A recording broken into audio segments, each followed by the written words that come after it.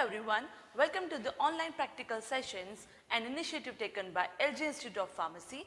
Today, myself Tosha Pandya and my colleague Ms. Sheetal Trivedi of Department of Pharmaceutical Technology will be explaining about the practical of physical pharmaceutics.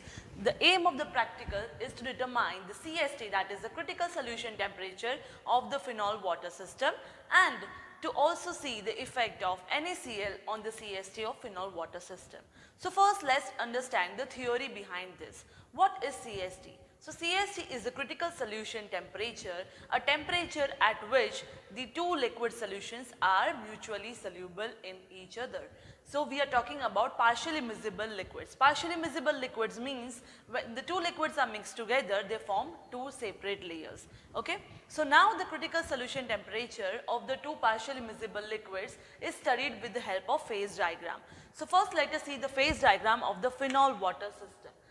In the phase diagram, on the x-axis, you take the percentage weight by weight composition of phenol and water. On the y-axis, you have the transition temperature. Now, what this phase diagram explains you? As you go from left hand side to right hand side, the concentration of phenol in water increases. As you can see, the tie line. This tie line indicates that initially you have a water rich phase, and then on the right hand side you have the phenol rich phase, and throughout this tie line the composition of the phenol in water is constant, only the volume changes.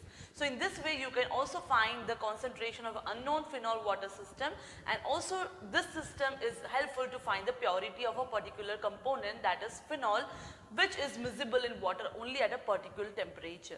So now this system, phenol water system, exhibits upper consolate temperature. Now what is upper consolate temperature? That is UCT. It is a temperature at and above which the phenol water system in all proportions are completely miscible with each other. So now when you keep on adding different concentrations, different volumes of water in the fixed concentration of phenol, you will find that 33% weight by weight of phenol in water, and at 66.8 degrees Celsius and above, the two phases will exist in a single phase. So now let's begin with the practical part. First of all, what all things you will require? You will require phenol, water, clean borosilicate test tubes which have good thickness, thermometer and a stand, and the water bath. Okay? So now what all things you have to observe during the practical? We want to find the CST of phenol water system. So at different compositions of phenol and water, you will measure the transition temperature, and from which you will plot the graph of percentage weight by weight of phenol in water and the transition temperature. Okay? So first observation, we are dealing with the percentage weight by weight. Okay, so we need the density of water, which we know 1 gram per ml, density of phenol, which is 1.071 gram per ml, and the weight of phenol which we are going to use throughout is 2 gram, that is constant. Okay, so now first volume of water which we are going to keep on adding. So in the increasing order 1, 2, 3, 4, 5 ml, you will add in the particular weight of phenol taking in a test tube. Then you have to find the weight of water because it is percentage weight by weight. Okay, so the weight of water will be volume into density, which is 1. So the weight will be same as the volume. Okay, so if we have taken 1 ml of water, the weight will be 1 gram water. 2 ml of water, it will be 2 gram water. Now we want to find the percentage weight by weight of phenol. We know the weight of phenol which we are taking is constant, that is 2 gram. So the formula for finding the percentage weight by weight composition is W1 upon W1 plus W2 into 100. The W1 is the weight of phenol which is constant, and W2 is the weight of water. So suppose we have taken 2 gram of water, then you have 2 upon 2 plus 1. Suppose we have taken 1 gram of water, you will take 2 gram of phenol. So it will be 2 upon 2 plus 1, which is 2 by 3 into 100. So when you take 1 ml of water in 2 gram of phenol, the composition will be 66.66% weight by weight of phenol in water. In this way, you have to find the different composition adding different volumes of water.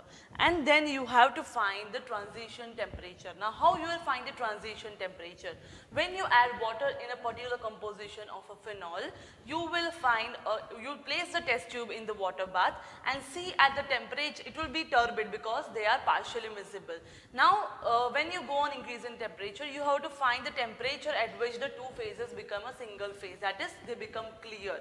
Okay, so that will be the transition temperature T1. Now you have to allow the test tube to cool and then you have to find the temperature at which they start separating, that will be T2, and the transition temperature will be T1 plus T2 by 2. In this way, for all the composition you will find the transition temperature and finally plot the graph of percentage weight by weight of phenol and the transition temperature, and you will find the concentration, you will find the temperature at which the two phases are completely miscible. Okay? So now you know the CST of the phenol water system at a particular composition. Now we want to find the effect of NaCl. So now what is NaCl? NaCl is a salt which is only miscible in the water part. Okay? So it is showing the salting out effect. So this NaCl is soluble only in the water part. So what will happen? It will lead to salting out effect and it will increase the UCT of the phenol water system. So when you add NaCl at the CST of the phenol water system, you will find that the critical solution temperature increases. And when you add different compositions of NaCl, like in 1, 2, 3, 4, 5% NaCl in the phenol, so in place of water here, you have to add a percentage NaCl. Okay, and you will find that you will get a straight line graph that increasing the concentration of NaCl, the CST of the phenol water system increases. And in this way, you can also find the unknown concentration of NaCl from this system. Thank you. Hello everyone. So after theoretical explanation, let's see how to prepare this phenol water system and how to determine CST or UCT of this phenol water system, which is partially immiscible liquid system. So to perform this practical, what we require phenol, melted phenol, we require distilled water, measuring cylinder to transfer the required quantity of phenol, test tubes. Now this practical you can perform in single test tube or you can have the set of test tubes to prepare the different concentration of phenol in water. Test tube holder to hold the test tubes, pipette to transfer the volume of water that is required, and very important, we require thermometer because we are going to measure the temperature, transition temperature of this phenol water system, the temperature at which the system becomes homogeneous, right? All the test tubes must be marked, so you can use label or you can use marker. And we require water bath, that is to raise the temperature of the phenol water system. So this is all about the requirement. Let's see how to perform the practical. Okay, so as per the observation table, we are going to first prepare the first composition, that is 2 gram phenol mixed with 1 gram water. So here in this test tube I have transferred the volume of the melted phenol that is equivalent to 2 grams. So that is approximately 1.86 ml. And now I will mix 1 ml water. So we consider density of water that is 1 gram per ml. So we are going to transfer 1 gram water. So you can see right now the phenol is clear, but when I will add this 1 gram water, so now system contains 2 gram phenol, in total 3 gram of system, right? So the composition would be 2 by 3, that is 66.66%, right? So this is our first system, and see, you can see the mixture that is turbid. So when I stir it, it results into the turbidity. When I allow it to stand, we will see the distinct layer right? So this mixture will be separated in two layers, the upper layer and lower layer. So the upper layer would be water rich layer and the lower layer that would be phenol rich layer. So right now you can see that it is not homogeneous system, right? So now we will raise the temperature of this system and we will observe at what temperature this mixture becomes homogeneous or one phase system.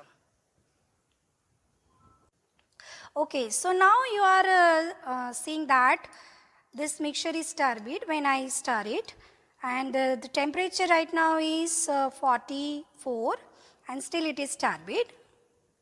So we are going to raise the temperature. Okay, it is still turbid.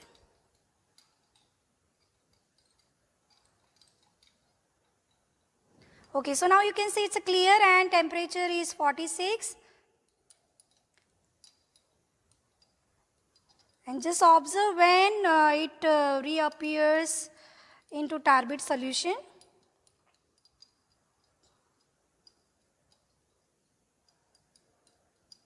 So now you can see that turbidity is there. And the temperature right now, that is 45 degrees centigrade. So right now the temperature, that is T2, that is 45 degrees centigrade, and when this solution became clear, that was T1. So we have to record accordingly.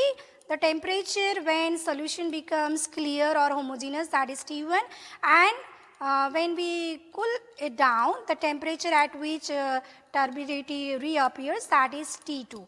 And average of this T1 and T2, that would be transition temperature for this composition. That means the system at 66.66% phenol in water. Okay, so now I have tried the another concentration in which I have taken 2 gram phenol, that is mixed with 4 gram water, right? So system is 2/6. So that is approximately 34% weight by weight phenol. And according to theory, around this concentration, this system is having CST, that is the highest temperature, CST, that is critical solution temperature, or we can call it as UCT. So that is the highest temperature for phenol water system, irrespective of the concentration, at which and above that temperature this partially miscible system becomes homogeneous, right? So right now you can see two distinct layer of this system. The upper layer, as we have added more volume of water, the upper layer, that is water rich layer, and that is having higher volume compared to the lower phenol rich layer. So when I will stir it, the solution will become turbid, right? And now we will raise the temperature of the system.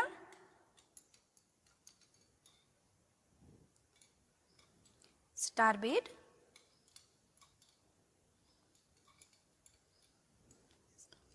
Still turbid.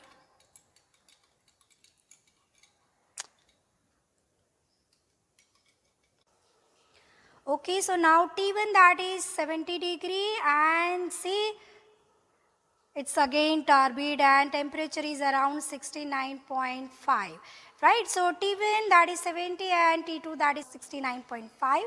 So transition temperature will be average of these two temperature, right? So you can see clearly. Okay, now remember, whenever we handling with the phenol, phenol is very corrosive acid. So handle it very carefully.